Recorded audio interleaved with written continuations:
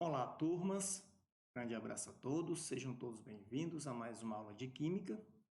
E na aula de hoje nós vamos estudar um assunto muito importante, pessoal, presente no Exame Nacional do Ensino Médio, que são as propriedades coligativas das soluções. Vamos com calma nesse conteúdo, é tanto que nós vamos por parte, tá? Entender as suas propriedades.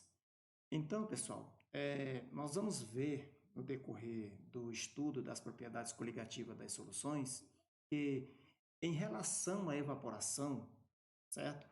Os líquidos eles vão se comportar de maneira diferentes, tá? Eles vão se comportar de maneiras diferentes, os líquidos, certo?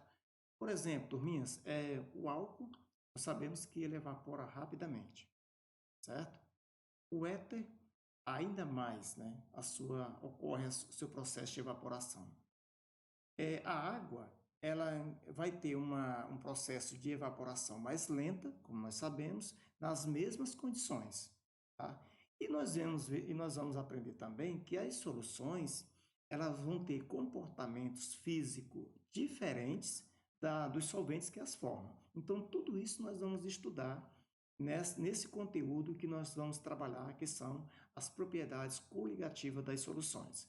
Tá, pessoal?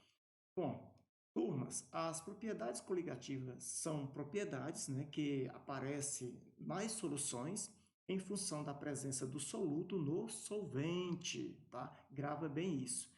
Por exemplo, você deve ter estudado que um solvente puro, ele tem uma série de características, né? Quanto ao seu ponto de ebulição, tá? Quanto ao seu ponto de congelamento, quanto à sua pressão e vapor, né?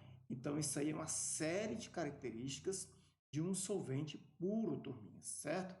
E aí, as propriedades coligativas, pessoal, elas vão analisar, certo? Exatamente qual é o efeito qualitativo ou quantitativo da presença do soluto nesse solvente, certo? Então, como é que a presença desse soluto repercute nesse solvente, tá? Então, aqui nós vamos de posse disso, nós vamos agora para a nossa definição, como vocês estão observando aí na tela.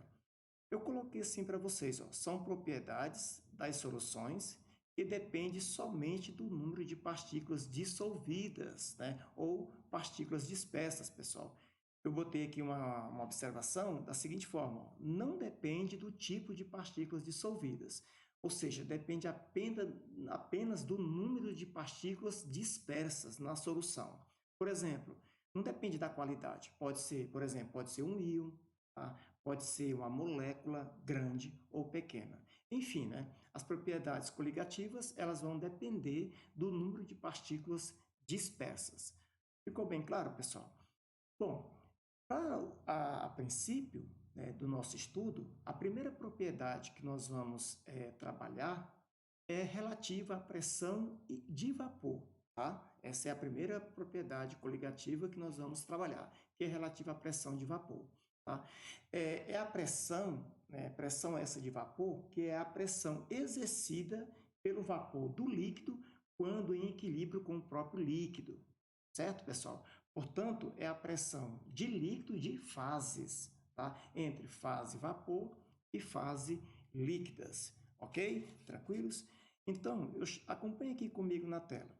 Ó, nós temos aí um gráfico, né, como vocês estão observando pela tela, aonde esse gráfico, pessoal, ele nos apresenta, tá, algumas curvas, né, algumas curvas de alguns líquidos, tá, algumas curvas de pressão de vapor. Nós temos aqui o éter, tá, depois nós temos aqui o etanol, né, a acetona, o etanol, e por fim a água e o N-octano, certo? De cadeia normal.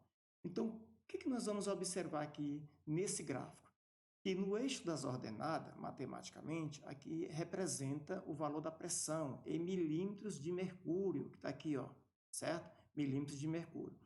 Já no eixo das abscissas, que vocês estão observando aqui, ó, nós temos aí, tá, o que nós chamamos da temperatura em graus Celsius, tá?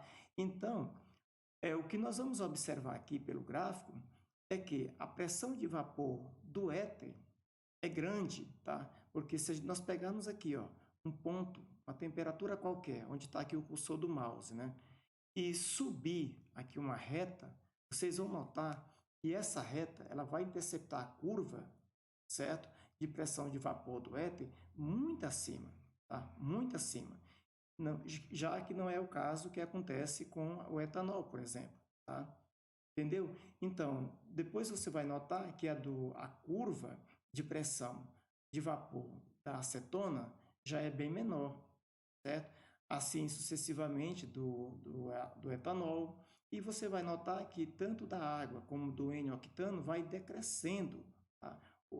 a curva de pressão de vapor. Tá? Então, nós podemos dizer o seguinte, matematicamente aqui falando, que a pressão de vapor de um líquido está em função de quê? Da sua temperatura, como vocês estão observando aqui pela tela. E isso aí é uma característica de cada líquido, tá? Certo, pessoal? É o que eu já falei para vocês que, por exemplo, a água ela tem uma temperatura, ela varia a sua temperatura de ebulição, tá? Eu já falei isso para vocês, que a água ela tem várias temperaturas de ebulição, tá? Então, quando a água chega a 100 graus Celsius, tá?